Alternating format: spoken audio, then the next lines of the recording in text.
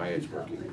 And yeah, I understand what you're saying about like Zelda and Wizardry and stuff like that. I've noticed a lot of people's favorite games are games that have influenced them or impacted them. Like one of my favorite games is Final Fantasy VI. You get so attached to the characters, and you know that's why it means something to me. Yeah. And that's the way. And I think it's something that people can hold on to and relate to. And it fits into a lot of what you're saying about how, you know, games now have the opportunity to change the world and more people should be taking it. Yeah, you're right. I agree. It's like where we become emotionally connected with something. I mean, that's what I talk to people too a lot about emotion. You know, if you can do something really well, but if you don't elicit emotion in the person, you haven't really gotten much out of them. You know, like it's like the musician who can play technically really well, but there's nothing coming out of it. And you know, there have been games that did that for me, and sometimes it was only just a little moment in the game where it just blew me away, where I like that just got to me emotionally.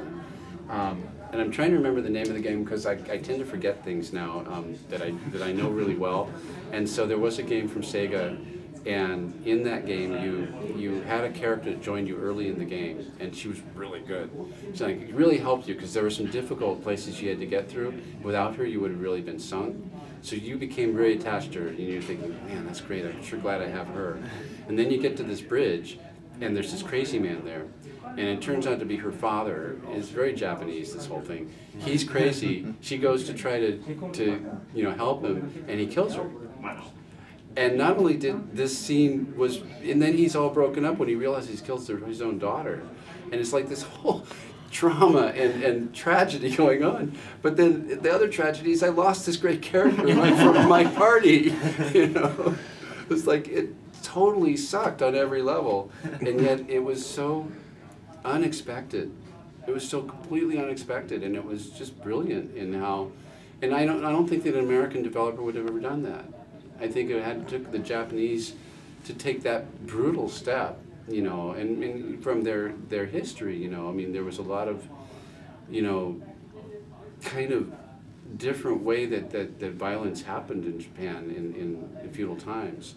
And the samurai was the complete lord of the family, had total power of life and death over their family.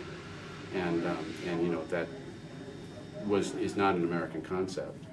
So it was cultural, but it also was just, it just hit me, you know. So that was a very pivotal moment, and that was way back in, God, I don't know, early Sega days. I think it probably was, I don't think it was Master System, I think it was Genesis, but, you know, it definitely got to me. So, yeah, and there have been a number of others that are like that. You know, I loved what Richard Garriott did in between Ultima 5 and 6, where he had the gargoyles, and the gargoyles in 5 were the enemies, and they were horrible. They were like these nasty, really dangerous, gigantic-looking dragon characters, and you wanted to kill them and fight them. And then in 6, he completely reverses it. It turns out they're a really, you know, sentient, intelligent race, and they're trying to kill you because you stole, in the previous game, you stole something that was their sacred, most sacred thing. And you couldn't talk to them, they couldn't talk to you because there was no language in common. So they're trying to kill you, and in 6 you discovered that they're really, really sophisticated and good creatures, and you learn how to speak with them, and then they become your allies. And I loved how he did that, because he just totally reversed your perception and kind of taught you not to make assumptions on a certain level, you know what I mean?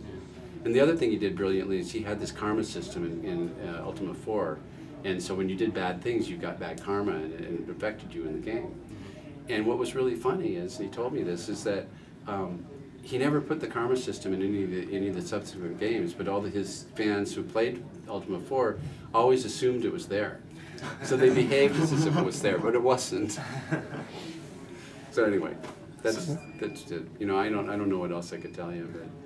So where can is there a place we can go to find out more about your ideas and everything? Your research, your study. Well, Reset is the only thing I've done so far. Reset, changing the way we look at video games. What's that? Want to do a plug for that? Well, yeah. I mean, I'm Might not a big self-promoter. David does that really well. I'm kind of shy about it, but yeah, it's called Reset, changing the way we look at video games. Reset, changing the way we look at video games. You can cut that. And it's from Barrett Kohler Publishers, which is a very interesting publisher. They've never done anything around games before. They do political and business books, usually kind of radical, different stuff.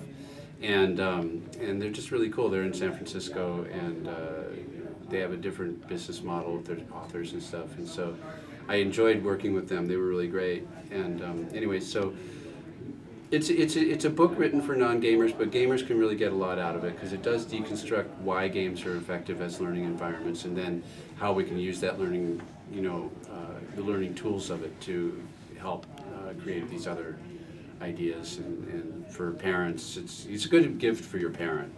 It really is. When I first did it, this is kind of funny. There was a woman that I worked with virtually. Had never met her, but when the book came out, her son bought the book for her, not knowing that we knew each other. But he was kind of son who would look through and find this kind of stuff, and so he bought this book for her and gave it to her, and then she told me how he wanted her to understand some things about games that he figured this book would tell her. So I figure it's a great gift for your parents if you're a gamer. It'll help them understand that why games are not as dangerous as they think and how they actually can be very beneficial. Right. Cool. Well, cool. Rusel DeMaria here, and yeah, check out the book. So Richard Schupp here, BingeGamer.net. Thanks so much for talking with us. Thanks.